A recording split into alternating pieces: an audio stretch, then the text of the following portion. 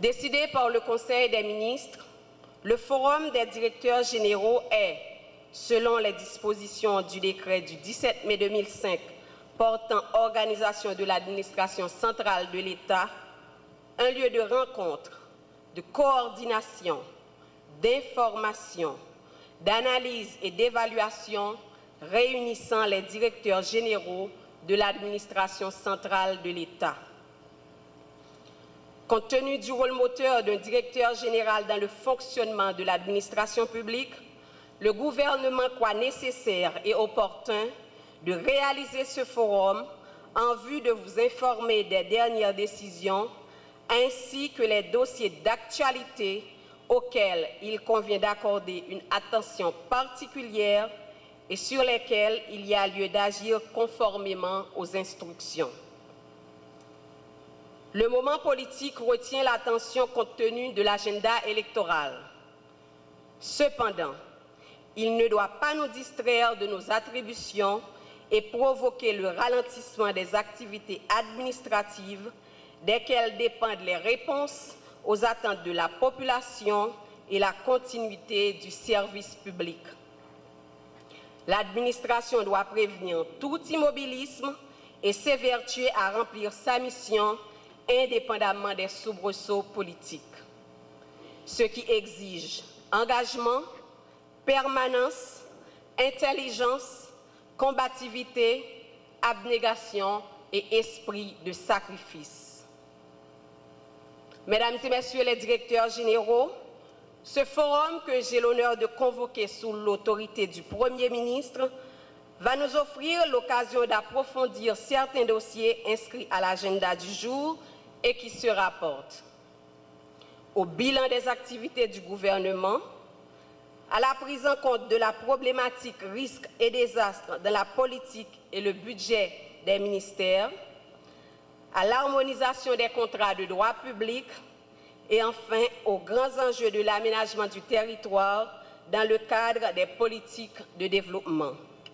Mesdames et messieurs les directrices générales et directeurs généraux, vous l'aurez compris, je me sens donc particulièrement à l'aise parmi vous et heureux de m'adresser à vous ce matin à l'occasion de l'ouverture des travaux de ce premier forum des directeurs généraux organisé par cette administration.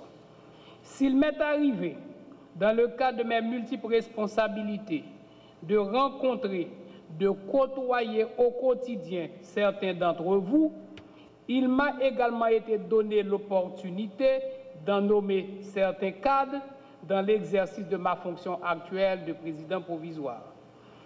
Je souhaite que vous gardiez à l'esprit que j'ai été moi-même directeur général d'un organisme déconcentré du ministère de l'Économie et des Finances. Je connais donc et partage votre quotidien et les responsabilités qui sont les vôtres. Les directions générales constituent l'épine dorsale de l'administration publique haïtienne. Elles représentent également la continuité en matière de gestion administrative et de services rendus aux administrés dans le fonctionnement de l'appareil d'État. En d'autres termes, disons-le clairement, vous êtes les directrices générales et directeurs généraux responsables du niveau de performance de l'État. Si le chef de gouvernement instruit les ministres et les assigne une feuille de route qui sert de cadre à leurs actions respectives, si les ministres rendent les arbitrages politiques et prennent les décisions stratégiques qui s'imposent, vous êtes responsable, directeur général et directrice générale, de la mise en œuvre et du suivi des décisions qui ont été prises. Donc, vous êtes donc le garant technique et la caution des résultats attendus. Mesdames et messieurs, voici les principaux thèmes qui sont proposés au menu de votre journée de travail. À la fin de ce forum, ce socle essentiel de l'admission publique que vous représentez doit sortir bien informé et édifié sur le rôle que vous avez à jouer et les attentes qui sont placées en vous pour assurer le leadership nécessaire et suffisant pour mobiliser vos équipes pour la mise en application des mesures appropriées. Enfin, mesdames et messieurs, je ne saurais terminer cet échange avec vous sans dire un mot sur un échéancier majeur et un rendez-vous crucial qui nous attend, les élections. Nous sommes à jour J, -4. Et vous connaissez tous l'importance des prochaines élections pour l'avenir démocratique de notre pays. La population a besoin de dirigeants légitimement élus pour élaborer et mettre en œuvre des politiques publiques capables de répondre à ses besoins. Les défis économiques, sociaux, environnementaux et humains qui sont devant nous sont grands. Il nous faut des hommes et des femmes disposant de toute la légitimité constitutionnelle et populaire nécessaire pour les affronter. C'est ce que ces élections sont appelées à nous apporter.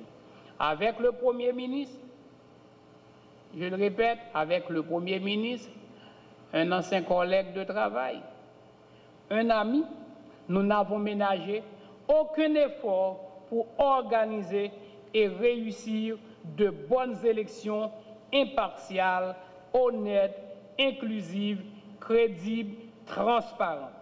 Vous avez tous, à quelque titre ou à un autre, contribué à rendre possible cet échéancier indispensable pour l'avenir de notre pays. C'est le train de la dernière chance. Si on veut vraiment mettre ce pays sur les rails de la stabilité politique et augurer de jours meilleurs pour les générations futures, c'est plus que jamais le moment. En tant que dirigeant, vous avez la responsabilité historique, nous tous ici, ministres, directeurs généraux, premiers ministres, présidents, fonctionnaires de l'État. J'invite chacun de vous à jouer sa partition pour que ces élections soient exemplaires à tous les égards. Mesdames et messieurs, directrices générales, directeurs généraux, mes derniers mots seront pour vous féliciter et vous remercier de votre travail, de votre collaboration, de votre professionnalisme au service de l'État, de notre pays. Je prends toujours plaisir à dire que je suis un serviteur public. J'ai consacré plus de 40 ans de ma vie au service de l'État. S'il y a une satisfaction que je tire, c'est d'avoir été toute ma vie au service de l'État et de mon pays. Je tiens à vous remercier personnellement pour votre dévouement. Continuez votre travail avec le même désintéressement et la même passion qui vous anime. Pensez toujours à la population qui est dans le besoin et que vous êtes en train de servir. N'oubliez jamais que c'est ce que chacun et chacune d'entre nous fait avec sa conscience professionnelle, c'est ce qui pourra changer l'image de notre pays et améliorer le quotidien de nos concitoyens.